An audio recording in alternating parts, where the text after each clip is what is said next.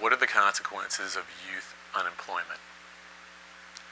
I think the consequences of large-scale youth unemployment between ages 16 and 24 in the West and in the Mideast are monumental.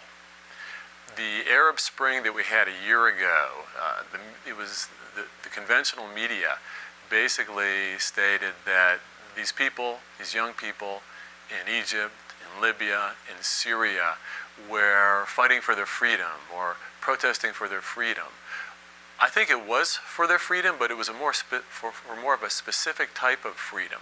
And it was an economic freedom, because when the middle class disappears and the gap widens between the politically/economically connected and the poor, you're going to have social unrest.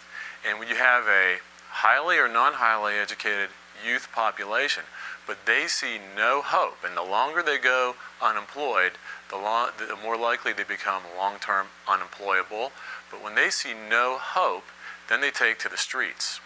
Now, let's turn our eyes to Europe. Spanish youth unemployment has crossed the 50% level.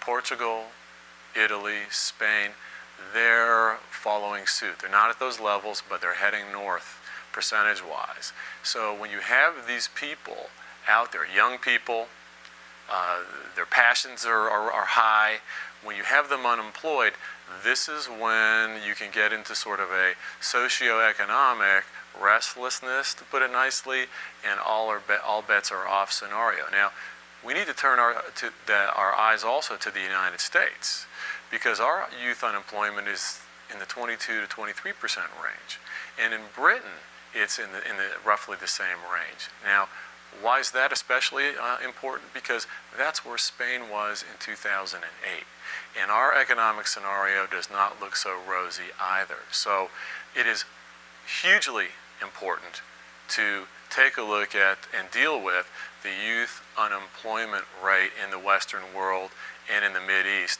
and it's something we follow closely on behalf of our clients.